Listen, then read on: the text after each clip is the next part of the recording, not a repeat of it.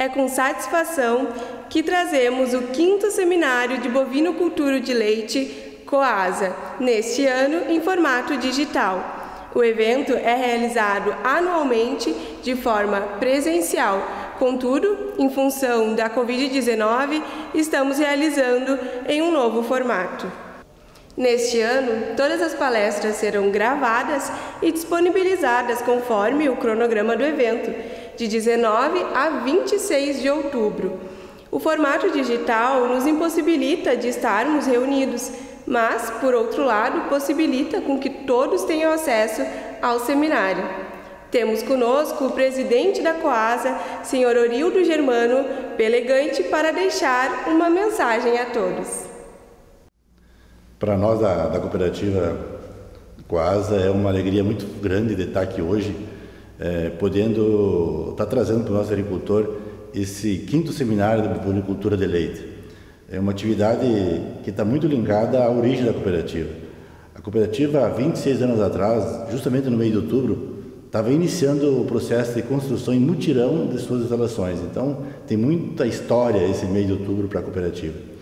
Importante de construção e de propósito. E o propósito, o que era? Era promover a integração vegetal-produção animal, juntos aos seus associados, integrando solo, planta, animal de uma forma sustentável para gerar desenvolvimento da agricultura de Água Santa e das famílias dos seus associados.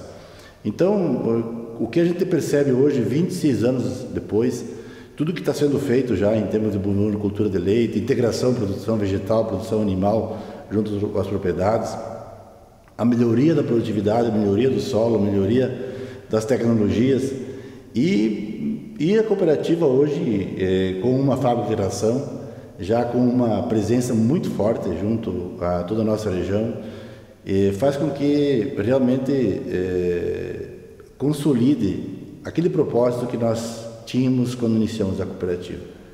Então, parabéns a toda a equipe da fábrica de ração da cooperativa, que não mede esforços para ajudar o produtor a produzir mais com qualidade, com eficiência e com resultado. Então, desejo aí um excelente seminário a todos, que hoje o que a gente consegue realmente resultado é com trabalho, dedicação e conhecimento. E muito conhecimento com certeza vai ser compartilhado nesse seminário. Então, desejo a todos aí, acompanhem com o coração aberto, procurando ter oportunidade de adquirir mais conhecimento e levar mais produtividade, mais produção e mais resultado a todas as nossas propriedades.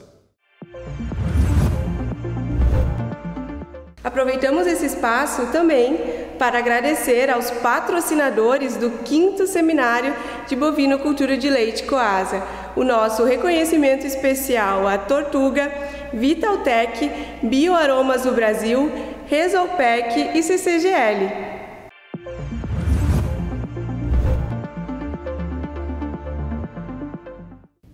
Estamos dando início ao 5º Seminário de Bovinocultura de Leite Coasa. É uma grande satisfação receber todos vocês. Esse ano, devido às circunstâncias atuais, tivemos que inovar e buscar uma nova maneira de transmitir conhecimento e experiências para vocês. Por isso, nosso evento será transmitido de forma online. No intuito de potencializar a cadeia produtiva regional, o 5º Seminário de Bovinocultura de Leite Coasa propõe temas relevantes e decisivos para a atividade leiteira, oportunizando a análise, discussão e construção dos saberes para os nossos resultados e realidade. O evento abordará 5 temas relevantes com profissionais qualificados que irão nos auxiliar na tomada de decisão através dos seus resultados aqui apresentados. As palestras serão publicadas conforme o cronograma de divulgação, iniciando no dia 19 e vão até dia 23 de outubro. Já para o dia 26, teremos uma live ao vivo, às 19h30, com a participação de todos os palestrantes, na qual eles irão responder todos os questionamentos que surgirem durante o evento. Na descrição do vídeo, temos um link que irá redirecionar vocês para um questionário, onde poderão descrever todas as suas dúvidas e, é claro, contribuir com o evento. Esperamos que vocês possam aproveitar o 5º Seminário do Bovinocultura de Leite da cooperativa e que possamos também refletir e colocar todos os conhecimentos em prática nas suas propriedades e contribuir com forma significativa com os resultados.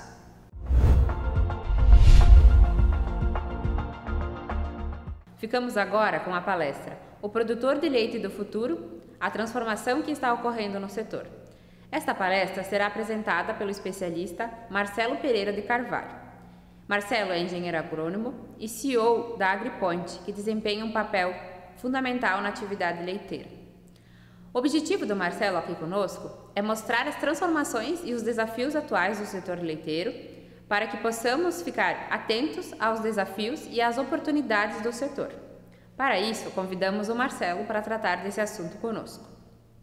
Olá, eu sou o Marcelo Carvalho, aqui da AgriPoint, e vamos conversar aqui sobre transformações que acontecem na cadeia do leite, o produtor do futuro, e qual é o impacto disso na sua atividade. Muito bem. Para começar, né, eu sou engenheiro agrônomo, formado aqui na Exalc, na USP Piracicaba, tenho mestrado em ciência animal e pastagens, trabalhei vários anos com consultoria em fazendas, então tenho uma atuação lá atrás no campo. Sou sócio fundador e CEO da AgriPoint e sócio fundador e COO, né, do AgTech Garage, responsável aí pela estruturação do crescimento da empresa, né? A AgriPoint, para quem não conhece, ela é uma empresa que tem 20 anos. Ela começou lá com o site Milk Point, junto com o site Beef Point. Beef Point hoje é uma empresa separada. Ela desenvolveu uma atuação muito forte na cadeia do leite, com eventos presenciais, Interleite Brasil, Interleite Sul, Dairy Vision, uma área de inteligência de mercado, com Milk Point Mercado, hoje com quase 250 empresas que assinam o nosso serviço. O EducaPoint, plataforma de EAD, de treinamento online, com alguns milhares de usuários, e o Milk Monitor, um serviço de mercado também para produtores de leite, né? E o AgTech Garage é um hub de inovação, onde a gente tem diversas startups lá dentro e várias corporações, tem uma série de atividades acontecendo.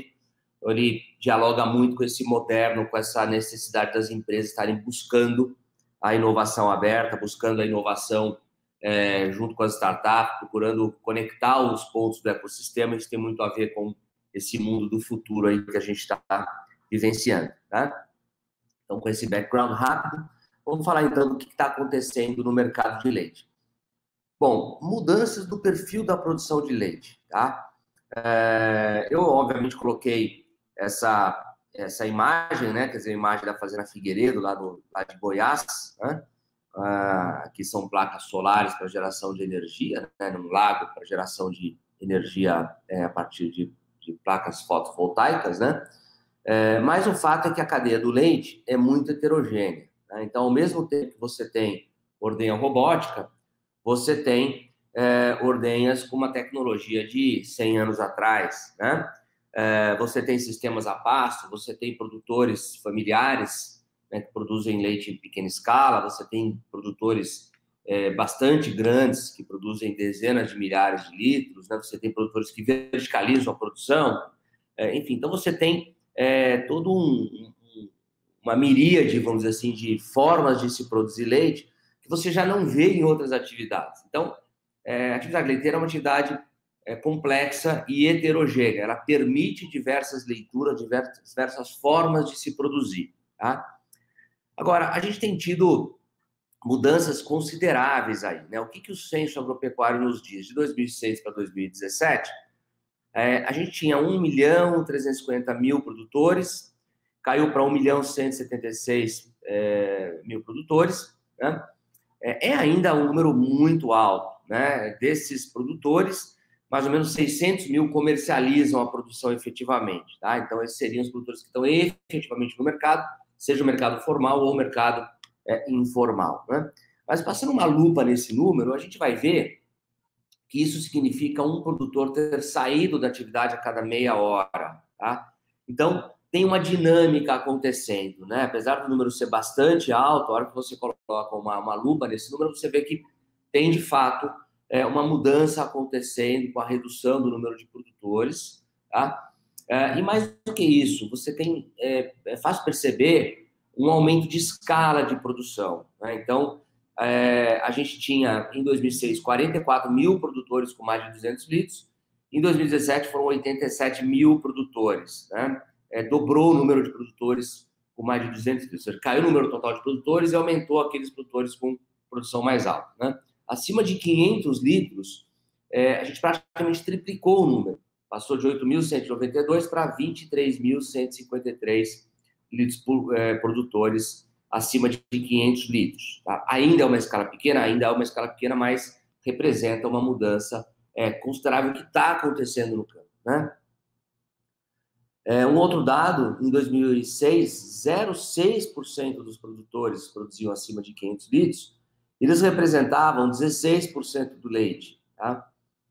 Em 2017, eram 2% dos produtores, porcentagem muito pequena, mas já representavam 30% do leite. Né? Então, é uma porcentagem já considerável daqueles produtores acima de 500 litros por dia. Tá? Então, constatações. De 2006 para 2017, o número de produtores de leite acima de 500 litros por dia cresceu 10% ao ano, a produção cresceu 3,5% ao ano, ou seja, o número de produtores acima de 500 litros cresceu 3 vezes mais do que a produção total do Brasil. Mantido esse crescimento, hoje esses produtores seriam 30.700, tá? Responderiam por 36% do leite brasileiro. Isso 3 anos depois, aí, né? A gente não tem esse dado, mas extrapolando os dados do censo seria isso.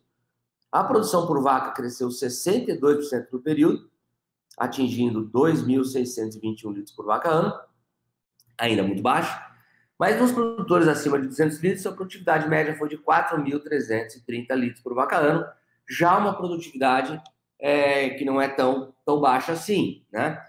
Claro que aí você tem sistema de produção, né, sistemas a pasto, então, enfim, o fato a cadeia do leite tem passado por uma transformação considerável quando a gente fala de dinâmica de produção, tá? Uma outra forma de ver esse dado, né? Litros de leite por produtor dia dos maiores laticínios, o ranking da Leite Brasil, em 2009 era 227 e agora, 2019, foi 446, praticamente dobrou também no espaço de 10 anos a escala dos fornecedores dos maiores laticínios. Então, a gente vê concentração crescente na produção, embora ainda muito fragmentada, tá? E o leite, a gente pode falar que é a cadeia que passa pela maior transformação no agronegócio, quando a gente fala de dinâmica da produção de leite, né? Outros dados que mostram isso, aqui são os aumentos de volume na produção formal e informal, né? Em que pese a dificuldade de se medir o informal, né? Então, vamos colocar aqui uma ressalva, mas enfim, é o dado oficial que a gente tem. De 97 para 2019, a produção informal praticamente não cresceu, tá? Teria crescido um pouquinho, né? Então, para cada 1 quilo de aumento no mercado informal, a partir de 97, houve um aumento de quase 11 quilos no mercado formal do leite que foi industrializado, né? Que é esse gráfico verde. E a porcentagem do informal, que em 97 era 42%, 43%, caiu para menos de 27%, sendo que nesse valor aqui tem o leite consumido nas fazendas também, uma estimativa do leite que vai para a bezerra, etc, etc. Então, é o leite de alto consumo. Então, na verdade, aquilo que vai para o mercado efetivamente informal deve ser abaixo de 15% hoje, né? Eu lembro que quando a gente começou o Milk Point lá no ano 2000, a informalidade da cadeia do leite era um dos grandes temas de discussão, né? E hoje é um tema que praticamente não se discute, né? É muito pouco relevante em termos de grandes problemáticas da cadeia do leite, né? Aqui, o crescimento durante 15 anos de várias cadeias, né? Crescimento anual médio, e realmente a soja estourou, né, de crescimento, né? 5,7% ao ano, produto de exportação, e o leite cresceu 2,9%, ficando acima do frango, acima do suíno e bem acima do bovino, né? E lembrando que nos últimos 5 anos o leite andou de lado, né, com a crise econômica que diminuiu o consumo, o leite praticamente não cresceu, né? Então esse crescimento todo ele veio nos primeiros 10 anos aqui, onde o leite estava com uma vantagem ainda maior em relação a frangos, suínos e bovino, né? Então, com todos os problemas que a gente tem, é uma cadeia que vem passando por uma transformação considerável, né? E olhando mais adentro desse movimento, né, o que tem feito, que tem gerado esse aumento de escala de produção, redução do número de produtores, né? A gente tem tido, com certeza, nesse período, um aumento dos chamados custos de oportunidade, né? Custo da terra e custo do trabalho, né? Então, se a gente considerar, por exemplo, a questão do aumento do custo do trabalho, da mão de obra, né, que se traduz em oportunidades de trabalho, né, aumento do salário mínimo ao longo dos anos 2000, é evidente que um produtor ou a sua sucessão, né, que se vê, por exemplo, numa situação de produzir 80 litros, 100 litros por dia, ele certamente não vai conseguir ter uma renda líquida digna, né, que não poderia ser compensada com alguma outra atividade que ele faria, né? Fora da atividade, pode ir para a cidade, para a indústria, para o comércio, etc., né? Então, o que acontece é que você tem uma questão de sucessão familiar aí também, né? Em que os filhos olham aquela situação e falam, bom, para eu ficar na atividade, né, não basta só eu gostar da atividade, eu preciso ter uma receita suficiente, e essa receita passa por aumentar a escala para 300, 400, 500 ou mais litros por dia, né? Então, isso é muito claro. A questão da sucessão familiar, ela acontece, né? Ela é uma problemática que vai do Rio Grande do Sul até Rondônia, tá? E da terra também, né? Eu tenho que aumentar a produtividade. Se eu estou numa terra que vale 15 mil reais o hectare ou 10 mil reais o hectare, tá? É uma coisa. Se a minha terra vale 5 mil reais o hectare, se existe isso, né, é uma outra coisa. E se eu estou numa terra que vale 50 mil reais ou 70 mil reais o hectare, é evidente que, para eu conseguir ter uma remuneração, uma lucratividade que justifique eu ter aquele capital empatado na atividade, eu preciso aumentar muito a minha produtividade, né? Porque eu tenho muito dinheiro empatado. Então, um produtor que tenha 10 hectares que valem 70 mil reais, ele tem 700 mil reais empatados em terra, né? Então, ele precisa, obviamente, produzir bastante por área para poder ter uma lucratividade suficiente para poder remunerar aquele capital empatado em terra, né? Sem falar o capital empatado em animais, instalações, maquinário, etc, etc, né?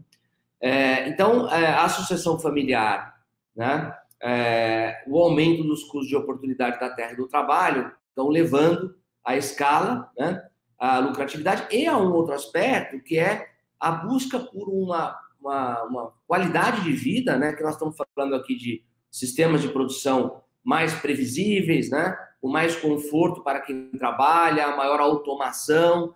Então, tudo isso também faz parte do processo aí de transformação na cadeia, né? Então, a ótica aqui é maior produtividade por área e maior produtividade por pessoa, seja o pequeno, seja o familiar, seja o grande, né? Aquele que tem escala. Dados aqui da Transpondo do Rio Grande do Sul, do nosso colega Wagner Besco, né? Resultado líquido por litro de leite versus o litro de leite por hectareano, claramente as fazendas com maior produção por área têm maior lucratividade, né? Então, aí também está colocado o efeito terra, né? Porque se eu estou com uma terra mais cara, né, eu preciso produzir mais. Então, aqui a prova de que esse dado, que essa teoria, né, essa hipótese, ela faz sentido, né?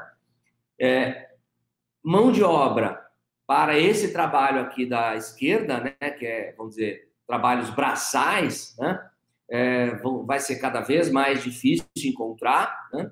E você vai ver cada vez mais sistemas automatizados. No caso aqui é um sistema que empurra a comida para o coxo, mas você tem ordenha mecânica, você tem outras formas, ordenha mecânica, ordenha robotizada, você tem outras formas de automatização, né, em que cada vez mais os sistemas vão ser pensados em automatizar para que se consiga ter, ao mesmo tempo, qualidade de vida para quem é o proprietário, né, o produtor de leite, e também conseguir escalar, né, aumentar a escala de produção, mantendo a mesma estrutura de pessoas trabalhando, né? Então, se conseguir produzir aí 800, 900, 1.000 litros, 1.500 litros por pessoa, na propriedade. Isso você vai conseguir somente com automação, tá? Um outro aspecto interessante da atividade é que a atividade tem se tornado mais atrativa se a gente analisa a dinâmica de preços, né? Então, aqui, a evolução dos preços reais, descontada a inflação do litro de leite ao produtor, de 2004 para 2020, a gente vê que, apesar dos altos e baixos, né, você tem uma tendência de crescimento. Então, é claro, se você pegar e analisar aqui, por exemplo, em fevereiro ou março de 2018, você fala, pô, mas está muito pior, né? O preço está muito ruim, né? Sem dúvida, mas no agregado, você tem mais períodos de melhora do que de piora, então a atividade tem sido mais atrativa. E se a gente pegar a receita menos custo de ração, né? Vamos simular uma vaca de 20 quilos de leite, colocar aí 3:1, né, de ração, uma ração milho, soja e mineral, a gente vai ver que, no geral, também essa curva é positiva, embora menos positiva do que só o preço, né? Então, a ração também tem subido acima da inflação no período, né? Também com seus altos e baixos, né? Mas a receita menos custo de ração é aquilo que sobra depois de pagar o custo da ração. Como a ração é o custo mais variável e o leite é a fonte de receita principal da fazenda, essa medida é uma medida relativamente eficiente da rentabilidade da atividade. Então, tem sido mais interessante aplicar a tecnologia do que no passado, tá? E aí é um processo forte de forte investimento acontecendo na atividade, né? Esse aqui, obviamente, é um compost barn, né? A primeira vez que o compost barn foi divulgado aqui no Brasil foi, se não me engano, um artigo no Milk Point em 2011, né? E de lá para cá, nós estamos falando de menos de 10 anos, o número de compost barn atinge a casa dos milhares, né? E isso tem promovido uma forte mudança. A gente fez uma pesquisa com 12 laticínios nesse começo desse ano. 30% do leite desses 12 laticínios está vindo dos sistemas confinados e são apenas 6% dos produtores, tá? Em 2019, esse número era 16%. Aqui nós estamos falando de compost mais freestall, né? Então, olha só, o leite brasileiro, ele está, pelo menos desses 12 laticínios, que são os maiores, está migrando de uma base de pasto para uma base mais confinada, com uma série de consequências, né? Obviamente, isso demanda maior investimento, demanda aumento dos custos variáveis, né?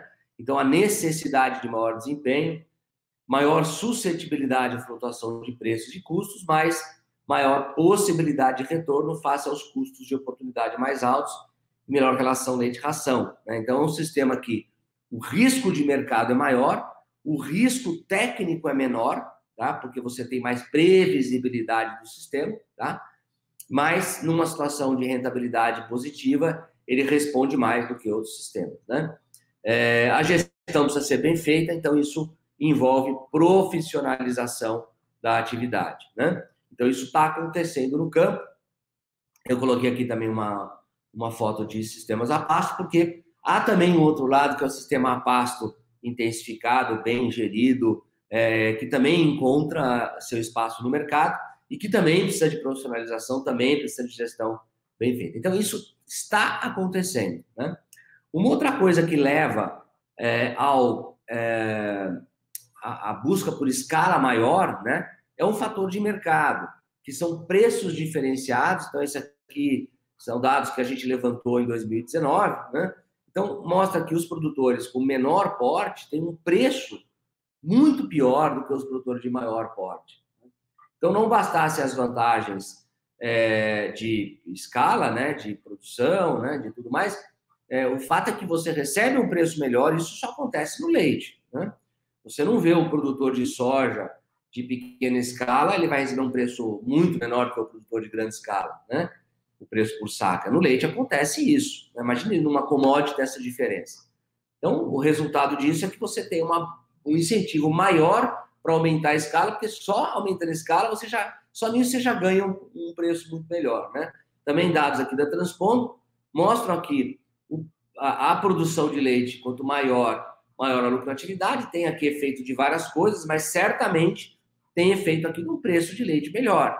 Esse produtor aqui de 2.000, 2.500 litros, né, versus esse de 500, tá certo? ele está recebendo aqui 20 a 30 centavos a mais por preço pelo litro de leite produzido. Não há outra coisa que vai gerar maior vantagem competitiva do que isso. No futuro, com o aumento da escala, né, é provável que essa diferença diminua, né? Porque se você olhar racionalmente, essa diferença aqui ela não se justifica do ponto de vista de mercado, né? A gente até acredita que quando a gente começou a levantar esses dados, o próprio mercado de laticídios começou a olhar e falou, peraí, mas será que faz sentido isso? Né? E eu ouvi de mais de uma empresa falar, nossa, eu vou começar a tentar comprar mais leite de pequenos produtores porque tem uma vantagem interessante aqui comparativa. Então, o que deve acontecer é que diminuir essa diferença ao longo do tempo, talvez até já tenha diminuído, mas o fato é que ela ainda existe e é significativa. O ganho de preço é maior o preço por volume é maior do que o preço por qualidade no Brasil. Tá? Uma outra forma de mostrar esse dado, o levantamento dos top 100, né? Top 100 2020, que é um levantamento que a gente faz desde de 2001, né? Olha só que interessante. Quanto que evoluíram a partir de 2001, né? Os top 100, a produção formal brasileira e a produção total brasileira, né? Então, a gente vê que todas cresceram, né? Mas a produção total cresceu não muito, né? Nesses 20 anos. A produção formal cresceu bastante, né? Quase dobrou. E os top 100, mais do que dobraram, né? Cresceram aí, praticamente triplicaram no período, né? Então, o top 100 médio produzia 6 mil litros aqui, está produzindo 20 mil litros aqui em 2019. Né? Então, todo esse incentivo, né, que você tem para crescer a produção, né? Esses produtores estão em outro mercado, estão recebendo um preço muito melhor, né? E tem todas obviamente, as facilidades de gestão, de automação, de, enfim, contratação de equipe, de produzir de uma forma diferente, compra de insumos, venda do leite, etc, etc. Né? Mas o mundo não será só dos grandes, né? Então, só para a gente mostrar um pouco de como a cadeia do leite ela é heterogênea, né? A gente vê aqui a produção formal, a produção inspecionada de leite do Brasil, né, de 97 para cá, como cresceu, que é o amarelo, né?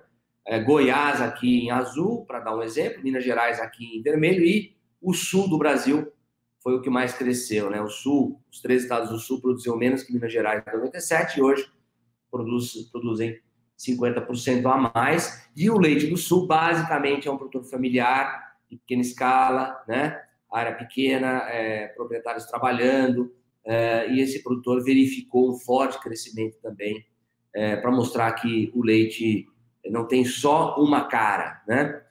Você não consegue analisar a cadeia do leite olhando só um padrão, só um formato, só uma região, só um tamanho de produtor, né?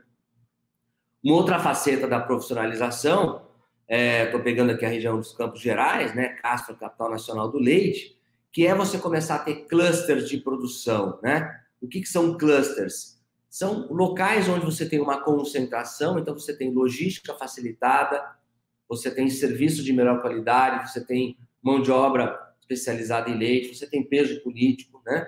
Você tem maiores opções de captação de leite, porque é óbvio que se você tem um número grande de produtores de leite por quilômetro quadrado, você tem mais laticínios coletando leite, e etc, etc, mais técnicos, né? Mais empresas e tudo mais. Então, esse aqui é um exemplo cada pontinho desse é uma unidade de captação de leite na Fonterra, na Nova Zelândia, então você tem uma concentração enorme.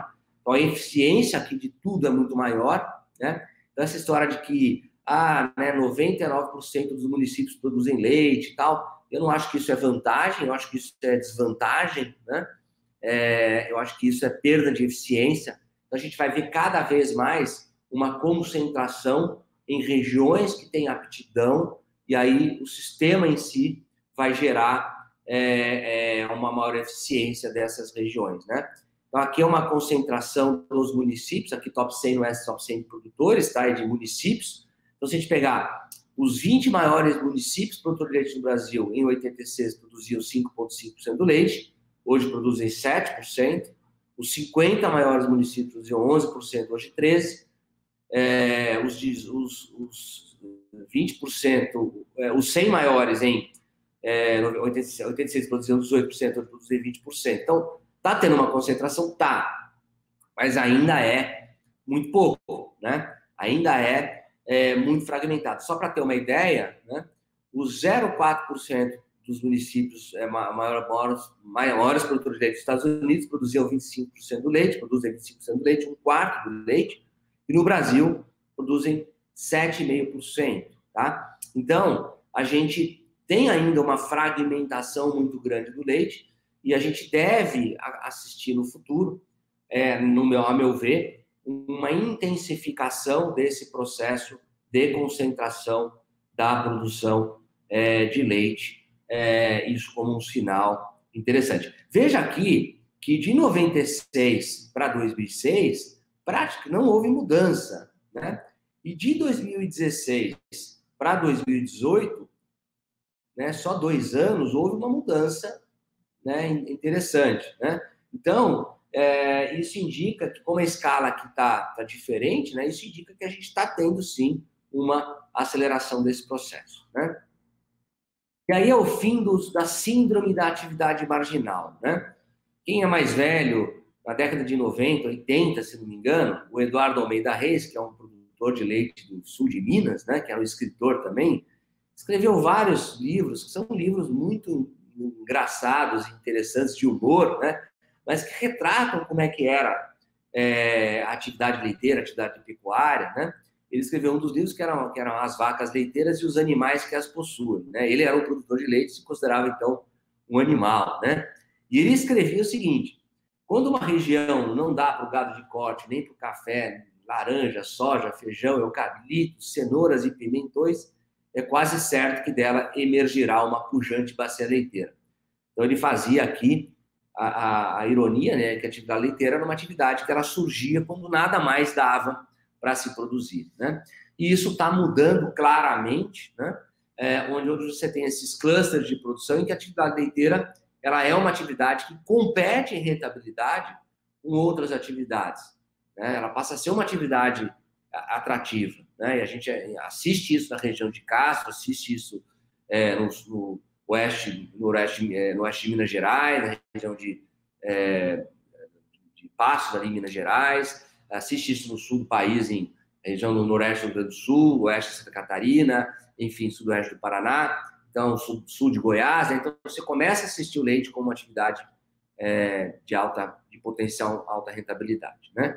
Então, a agenda do futuro presente: aumento de escala, intensificação, automação, gestão, produtividade genética, integração com outras atividades, integração lavoura-pecuária, né? E aí você tem qualidade, segurança alimentar, bem-estar animal, sustentabilidade, pecuária de precisão, que vão ter também aqui um direcionamento por regulamentação, né, por lei, e pelo consumidor, que vai cada vez mais querer olhar para isso. Então, é uma agenda que vai, além da questão técnica, que vai também para acesso a mercado, né?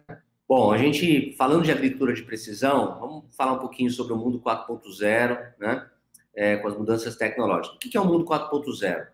É um mundo em que conectividade, digitalização, mobilidade, tecnologia de propósito geral, vou explicar um pouco o que é isso, e armazenamento e processamento em nuvem, em grande quantidade, se conectam, né, se disponibilizam para uma mudança de enorme porte, né? Então, o que são essas tecnologias? São, por exemplo, tecnologias como o GPS, que foram criadas por uma finalidade e são utilizadas em um número de inúmeras formas, né? Mobilidade, todo mundo ali com um smartphone passando e recebendo informação digital. Digitalização de quase tudo, né? De sistemas de gestão, de mapas, de estradas, enfim, de dados, né? Conectividade, né? Que ainda é um problema nas áreas rurais, né? Então, esse é um fator importante. E a capacidade de processar esses dados. Isso permite que se criem novas soluções para dores antigas, né? Então, por exemplo, esse aqui é um russo que a gente conheceu no Vale do Silício, né? Que é um cara que não era da área de pecuária, ele desenvolveu um sistema de identificação visual de vacas, né? Através de câmeras. Obviamente, toda essa parafernália que ele utilizou não foi criada para identificar vaca, foi criada para identificar rostos humanos, enfim, outras formas de identificar padrões visuais. Ele adaptou para a vaca, né?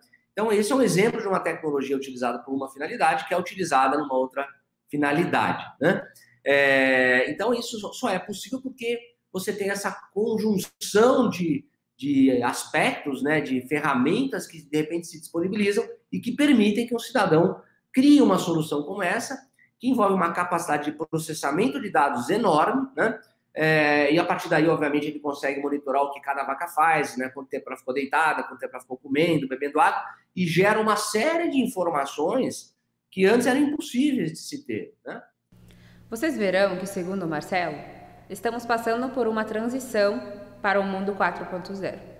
Quais transformações podemos esperar? Então, o mundo 4.0, de certa forma, né, é o conhecendo o mundo como ele realmente é. Então, à medida que você tem cada área, né, da propriedade passando informações de como é que ela está, né, qual que é a produtividade em cada talhão, como que cada animal está se sentindo, você passa de um mundo por aproximação, em que você tem uma ideia de como é que as coisas estão, para um mundo em que realmente você sabe como as coisas estão acontecendo, né? Então, acho que essa é a grande diferença, e aí todo um novo universo se descortina, né? Então, um exemplo aqui de uma startup que trabalha aqui com pesagem de bezerras, né? Então, o animal, toda vez que ele vai beber água, ele é pesado, né? Então, você sabe exatamente o que está acontecendo com aquela bezerra, com aquela novilha, né? Em termos de crescimento, você consegue detectar problemas antes que eles se tornem aparentes, né? Sem ter a interferência humana, né? Sem depender da interferência humana. Um outro exemplo aqui, da Calmed, né? Uma startup aí do Rio Grande do Sul, que também, através de coleiras de monitoramento, vão monitorar a ruminação, atividade, ósseo, etc., e vão também monitorar, né, como que a vaca está a cada momento, e com isso o produtor vai conseguir, de fato, entender o que está acontecendo com cada animal e não captar o problema depois de que ele está muito tarde. Então, isso aqui, ele dialoga com o bem-estar animal, ele dialoga com o menor uso de medicamentos, ele dialoga com maior precisão, ele dialoga com o interesse do consumidor, né? Então, é todo um novo mundo que se descortina a partir do fato de você ter a possibilidade de usar ferramentas tecnológicas diversas, sensores, né?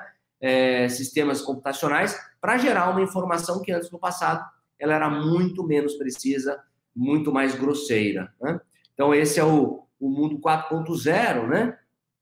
Ele vai ajudar na produtividade, ele vai ajudar na eficiência, ele vai ajudar no bem-estar animal, né? Ele vai ajudar na automação, mas ele vai muito além, ele afeta todas as áreas, né? Então, créditos e seguros, né? Certamente no futuro, o produtor que vai obter crédito, ele vai, o sistema vai conhecer muito mais a área dele do que hoje, né?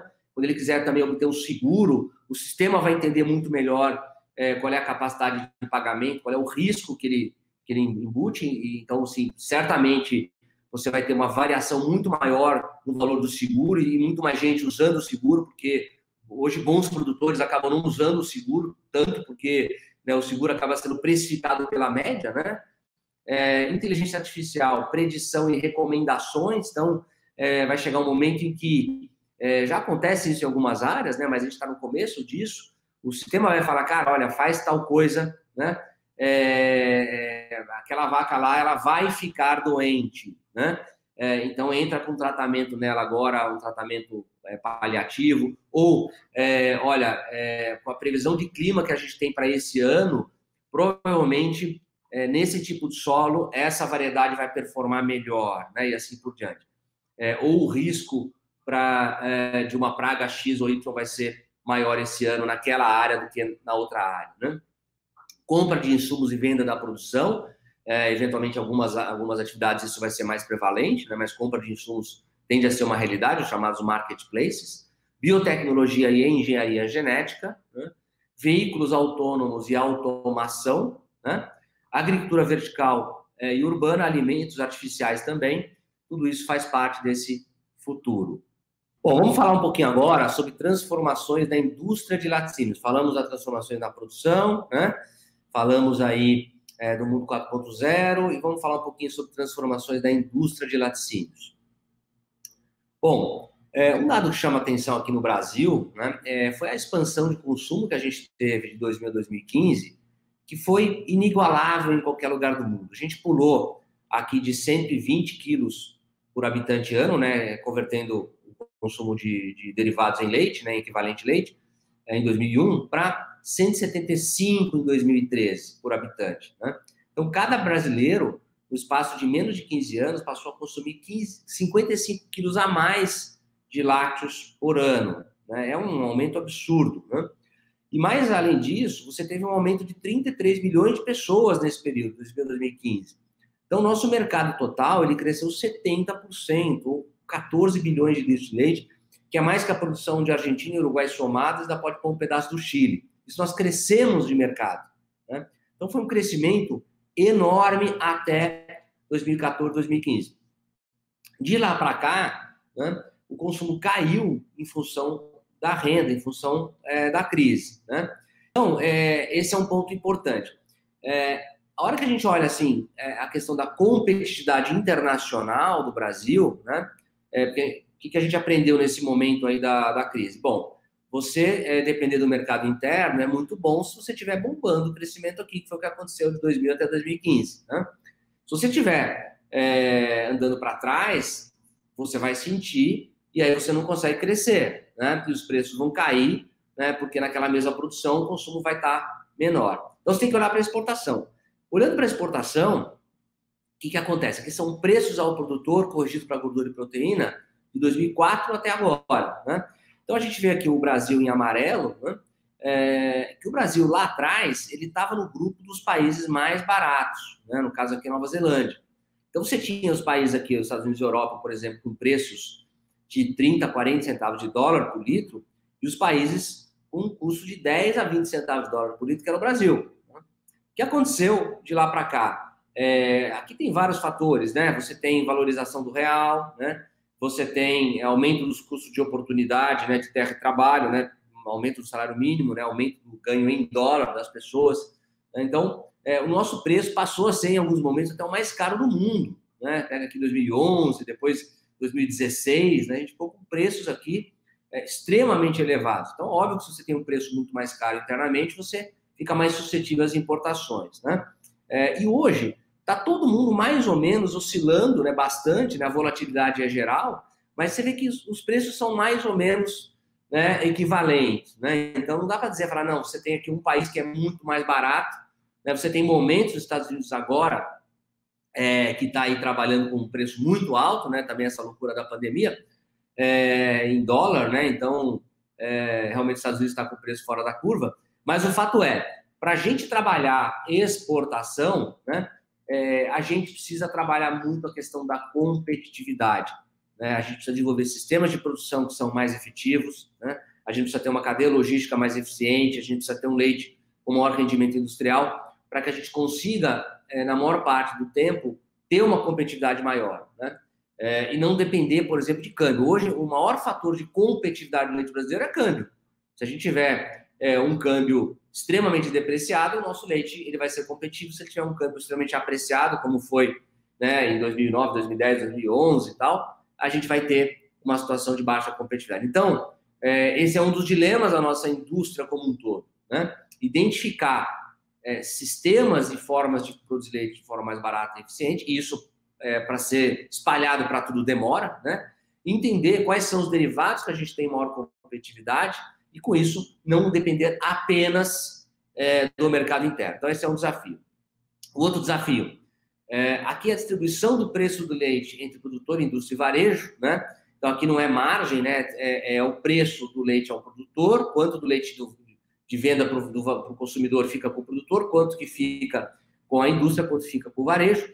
Então, a gente vê que o produtor, em geral, tem mantido, né, uma fatia relativamente interessante, ainda que os custos também tenham aumentado. Então, esse é um outro dado que a gente poderia ter trazido aqui, né? Mas o que tem acontecido é que a indústria tem perdido margem para o varejo. Tá?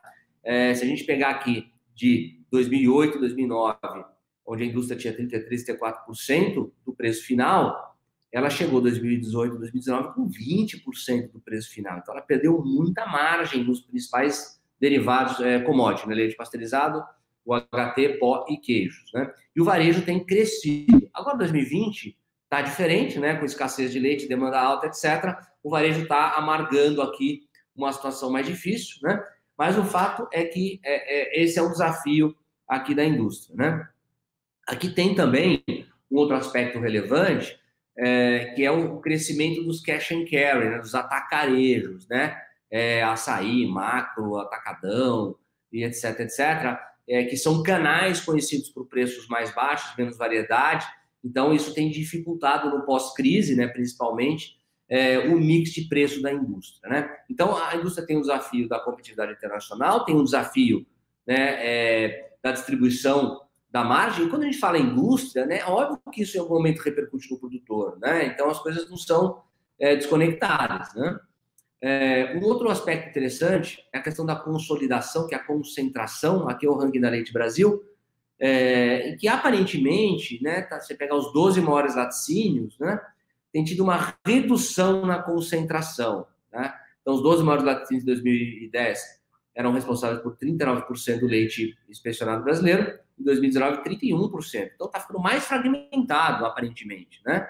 Então, a fragmentação maior torna mais difícil a negociação de venda, por exemplo, né? E para o supermercado e tudo mais. Só que o que acontece é que, ao longo do tempo, alguns laticínios não estão reportando os dados, né? Então, o valor real, né, segundo nossa estimativa, hoje é 41%. Então, tem tido uma consolidação, né, tem tido uma concentração no setor, mas ainda assim uma concentração bastante fraca, né? Os 12 maiores não tem nem metade do leite inspecionado, né? E você tem no Brasil 2.000 laticínios com CIF, né? Então, se comparado com outros países, você tem uma concentração ainda muito menor, embora ela tenha acontecido ao longo do tempo. Então, os desafios da indústria: matéria-prima mais cara, perda de margem para o varejo, novos canais que priorizam preço e volume, como a questão dos cash and carry, consolidação com novos players, né?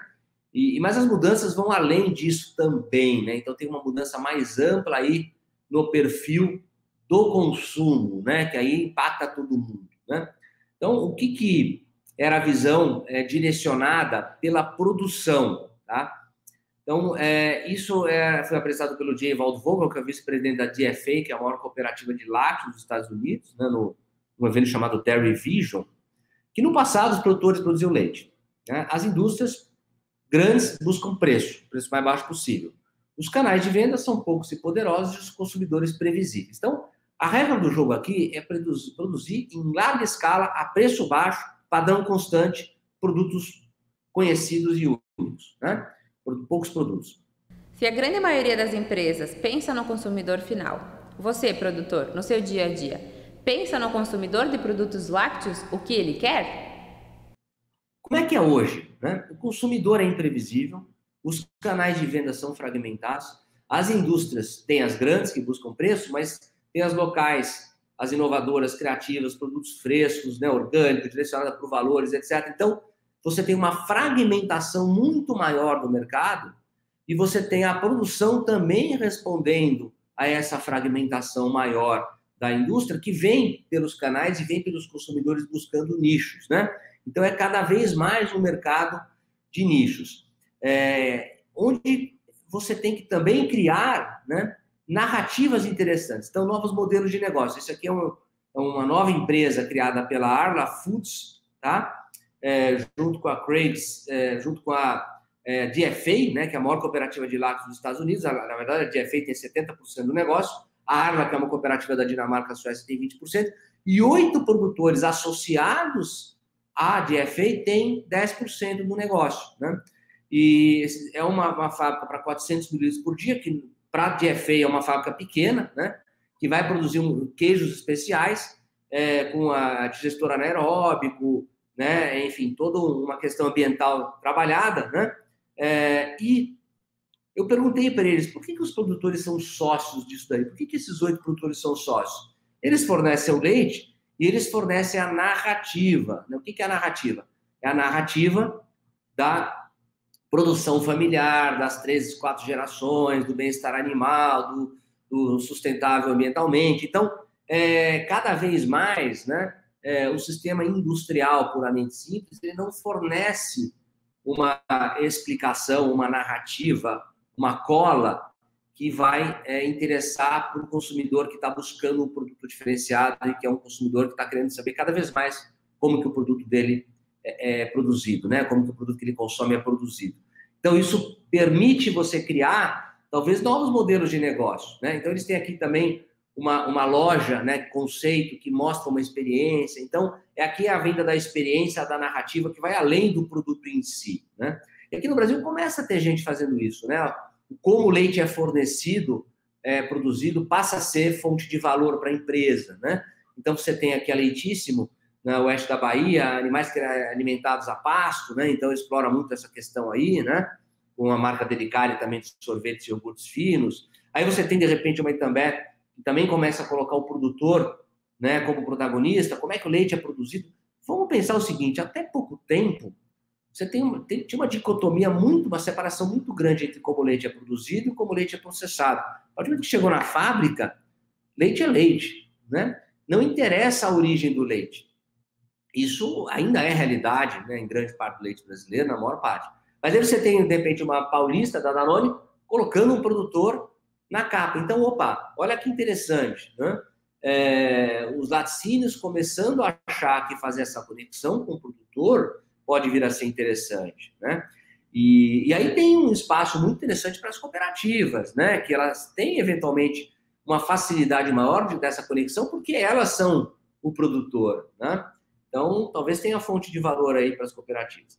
E aí tem a relação com os fornecedores que pode atingir um outro modelo, né? Então, aqui é um modelo de gestão de fornecedores, né? Um pouco de teoria, que é o seguinte, são dois parâmetros. O custo de troca, né? Que é quanto barato ou caro é você trocar um fornecedor. Então, se você tem um produto que tanto faz se o leite vem do A ou do B, eu tenho um baixo custo de troca. Se o meu produto ele depende de um leite com qualidade, com sustentabilidade, com uma série de atributos que eu desenvolvi junto com o produtor, o custo de troca passa a ser alto, né?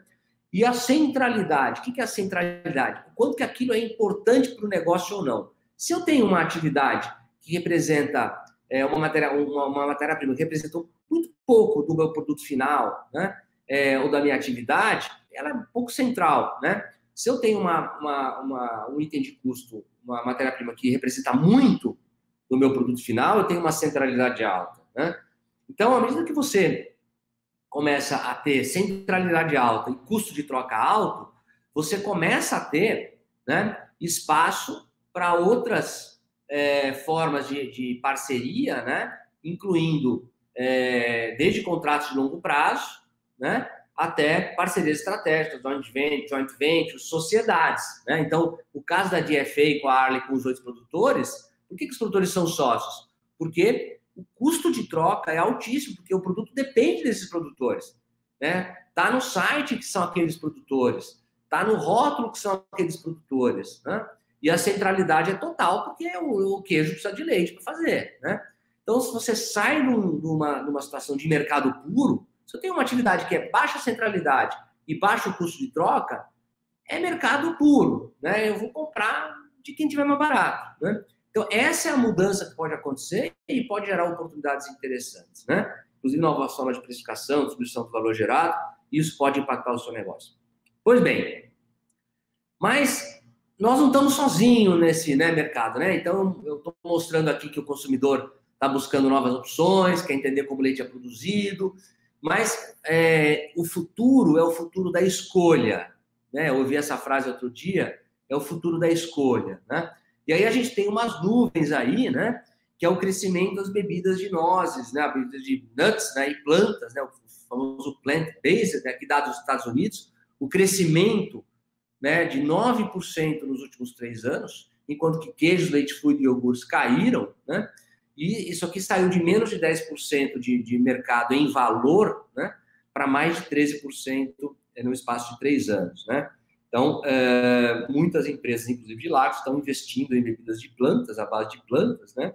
Em vários mercados isso está crescendo bastante, né? esse aqui é um dado da New Nutrition Business, que apresentou também no Dairy Vision do ano passado, né, que é o evento que a gente faz, que ainda é um mercado muito pequeno, em volume, 6%, né, nos Estados Unidos, enquanto que o leite é 94%, mas em valor já é 13%, né? Então quer dizer o quê? Que eles vendem a um preço mais alto, então tem margem maior para quem? Para o supermercado e para quem produz. Então essa é uma ameaça que a gente tem, né? Até onde vai o plant-based, certo? E isso faz com que, né, o plant-based ele vai muito na base da questão da nutrição, né? Da questão da sustentabilidade, da questão do bem-estar animal. Então, essas são as vertentes que a gente tem que trabalhar, né? Tanto da questão nutricional do leite, como a questão da sustentabilidade e do bem-estar animal, né? Que são empresas que estão no mercado de alternativos, né? Desde queijos, iogurte, gordura, creme, manteiga, sobremesas, leite em si. São todas as empresas que estão trabalhando, né, em substitutos do leite e dos lácteos. Tem muito dinheiro envolvido nisso, né? Essa aqui é uma das empresas, né, que até inclusive deu palestra no nosso evento, a Not Milk, né, a Notco, a empresa, né, que tem o Not Milk, que é um algoritmo, né, que combina moléculas de diversos alimentos de plantas, né, para criar algo que é parecido com o leite, né? Então aqui tem chicória, abacaxi, pepino, tem uma série de ingredientes e o mercado ainda é muito pequeno, né? Porque é caro, é um negócio que tem uma série de impostos aí envolvidos, mas é uma ameaça, né? Tem muito dinheiro envolvido nisso, nessa e em outras empresas que estão buscando esse consumidor, né? E comendo pelas beiradas, né? Outro tipo de empresa, né? Turtle Tree Labs, que estão fazendo leite a partir de células da glândula mamária. Daí é mais complicado ainda, porque é um produto que é leite, né? Se a gente olhar, teoricamente é leite, que eles chamam de leite limpo para as pessoas e para o planeta. Então, vejam que a questão ambiental, né? A questão do bem-estar animal, ela é central, né? Porque se a gente olhar e falar, cara, mas isso aqui é caro, é pouco acessível, sim, mas a tecnologia avança rapidamente. Então, não podemos olhar a foto de hoje e falar, isso aqui vai ser para sempre, né? Agora, é um mundo muito louco, né? Porque ao mesmo tempo em que você tem, né, por exemplo, Perfect Day, que é o Animal Free Milk, né, o leite sem animais, né? É feito a partir de leveduras. Você tem um mercado crescente, que são os produtos de origem garantida, de provenance, né? Que são os produtos tradicionais, os produtos, isso aqui, feitos 100% com leite escocês, né? Queijo escocês. Então, é a busca das traduções. Então, talvez no futuro a gente tenha espaço para tudo, né? Mas se a gente não adressar, não endereçar essas questões que o consumidor está olhando para o que a gente faz, a gente vai ter dificuldade. Por isso, né, entrando um pouco na parte final aqui é renda per capita, né, renda da população e consumo de lácteos. Então, a gente vê que existe uma relação clara entre renda per capita e consumo de lácteos, né? De que você tem mais renda, as pessoas consomem mais lácteos, né? Mas isso não necessariamente vai acontecer num ambiente que você tem escolhas muito variadas e um consumidor recebendo informações nem sempre corretas, né?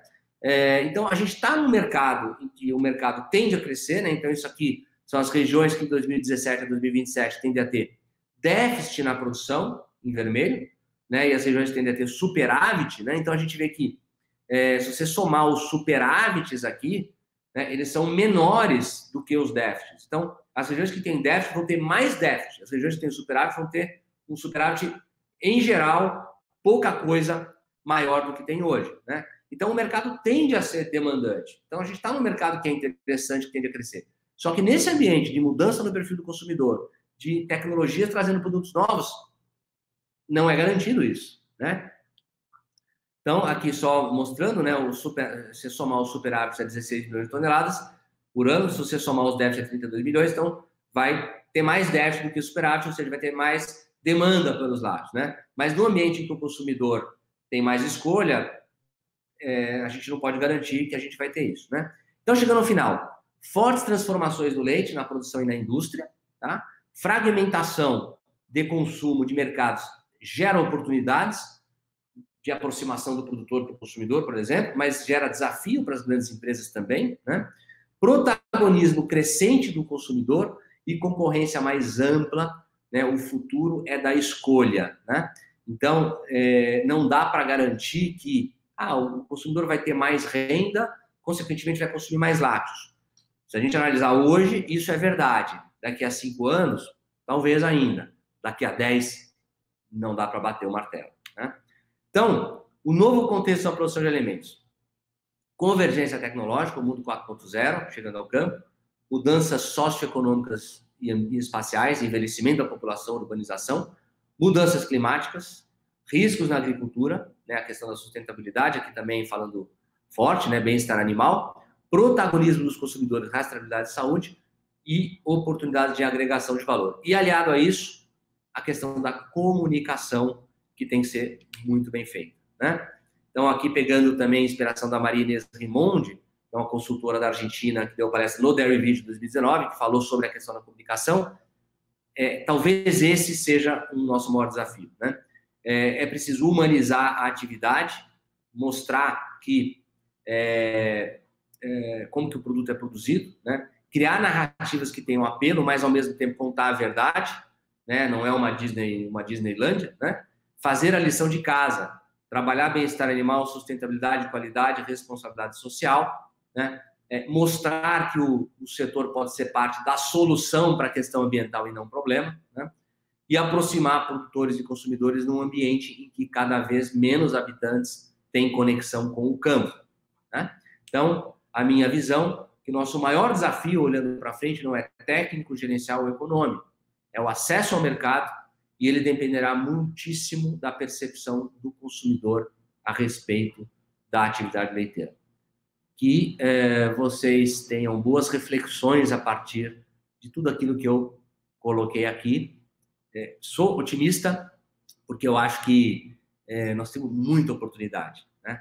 Mas, ao mesmo tempo, a gente tem que ser mais ativo, mais proativo nas decisões que a gente toma como propriedade, como técnico, como laticínio e como setor e país. Obrigado.